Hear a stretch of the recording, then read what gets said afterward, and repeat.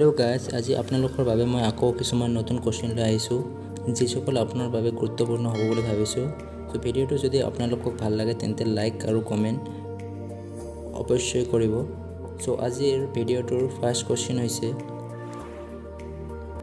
হৈছে যে Eden garden বিখ্যাত খেলপথাৰখন ক'ত অৱস্থিত?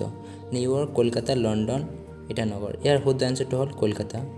The second question is A Tale of Two Cities কিতাপখনৰ লেখক কোন? Charles Dickens, William Shakespeare, Jonathan Swift, Mary Shelley. ইয়াৰ শুদ্ধ আনসাৰটো হৈছে চাৰ্লছ ডিকেন্স।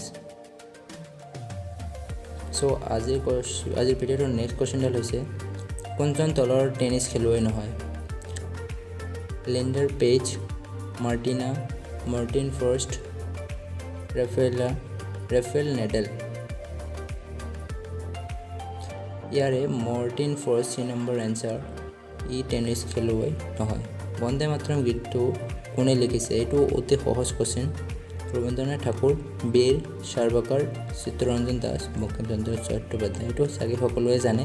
ইয়াৰ শুদ্ধ আনসাৰটো হৈছে answer number D, Bankimchandra Chattopadhyay. So আজিৰ ভিডিওটোৰ নেক্সট কোৱেশ্চনটো হৈছে কোৱেশ্চন নম্বৰ 5। ভাৰতৰত্ন সন্মানেৰে সন্মানিত একমাত্ৰ ক্ৰিকেট খেলুৱৈগৰাকী কোন? শচীন তেণ্ডুলকাৰ, মহেন্দ্ৰ সিং ধোনী, যুৱৰাজ সিং, মানসুৰ আলী খান। ইয়াৰ শুদ্ধ আনসাৰটো হৈছে question number A, answer number A, Sachin Tendulkar. So next question is Yandabo সন্ধি 1826 চনৰ কোন তাৰিখে স্বাক্ষৰিত কৰা হৈছিল? 24 ফেব্ৰুৱাৰী, 25 ফেব্ৰুৱাৰী, 26 ফেব্ৰুৱাৰী, 28 ফেব্ৰুৱাৰী। ইয়াৰে শুদ্ধ আনসাৰটো হ'ল, যদি আপোনালোকে পাৰে কমেণ্ট বক্সত জনাই দিব প্লিজ। ইয়াৰে শুদ্ধ আনসাৰটো হ'ল answer number A, 24 February. So next question is আহোমসকলৰ শেষ ৰজা কোন আছিল? গদাধৰ সিংহ, ৰাজেশ্বৰ সিংহ, প্ৰমত্ত সিংহ আৰু পুৰন্দৰ সিংহ। এইটো কোৱেশ্চন বহুত ইম্পৰ্টেণ্ট হয়। এইটো বিভিন্ন পৰীক্ষাত অহা দেখা গৈছে। সো ইয়াৰে শুদ্ধ আনসাৰটো হৈছে আনসাৰ নম্বৰ ডি, পুৰন্দৰ সিংহ। পুৰন্দৰ সিংহ হৈছে আহোমসকলৰ শেষ ৰজা। নেক্সট কোৱেশ্চন ইজ অশোক কোন বংশৰ ৰজা আছিল? অশোক পাল বংশ, গুপ্ত বংশ, শাকা বংশ, মৌৰ্য বংশ। এইটো যদি আপোনালোকে জানে সো কমেণ্ট বক্সত জনাব। সো ইয়াৰ শুদ্ধ আনসাৰটো মৌৰ্য বংশ, আনসাৰ নম্বৰ ডি।